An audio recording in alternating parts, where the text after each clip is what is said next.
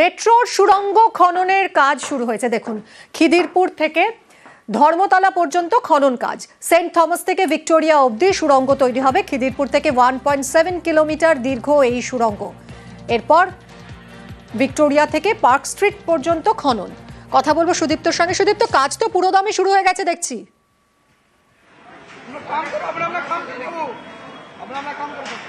একদমই তাই মিমি, তুমি জানো 2025 সালে মার্চ মাস থেকে শুরু হয়েছিল খিদিরপুর থেকে এসপ্ল্যানেড পর্যন্ত মেট্রোর কাজ।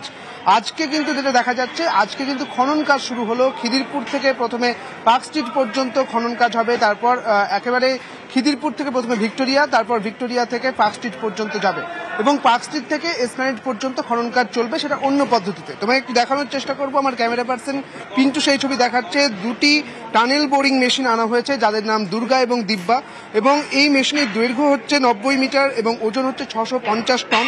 এবং এই দুটি মেশিন তামিলনাড়ু থেকে কলকাতা এসেছে 1653 কিলোমিটার পথ অতিক্রম করে, এবং উন্নত প্রযুক্তির মাধ্যমে প্রিকাস্ট সেগমেন্ট রিং দিয়ে সুড়ঙ্গ খনন এবং নির্মাণ করা হবে এই পুরো বিষয়টি। এবং প্রথমে পার্পল লাইনের টিবিএম প্রথমে সেন্ট থমাস থেকে ভিক্টোরিয়া পর্যন্ত 1.7 কিলোমিটার পর্যন্ত যাবে, যেটা সময় লাগবে 2026 সালের মে মাস পর্যন্ত। এবং দ্বিতীয় যে খনন কাজ চলবে সেটা পার্ক স্ট্রিট থেকে 950 মিটার পর্যন্ত যাবে এবং 2026 সালের ডিসেম্বর মাস পর্যন্ত এর খনন কাজ চলবে।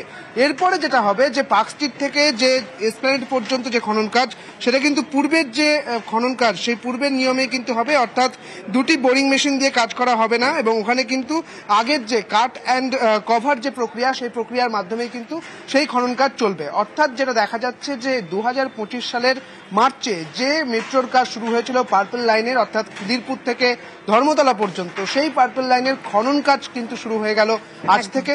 এবং দুটি মেশিন আনা হয়েছে, দিব্যা এবং দুর্গা, এবং এই দুটি মেশিন দিয়েই এই টানেল বোরিং মেশিন দিয়েই কিন্তু কাজ শুরু হয়ে গেল আজ। মিমি, অনেক ধন্যবাদ সুদীপ্ত।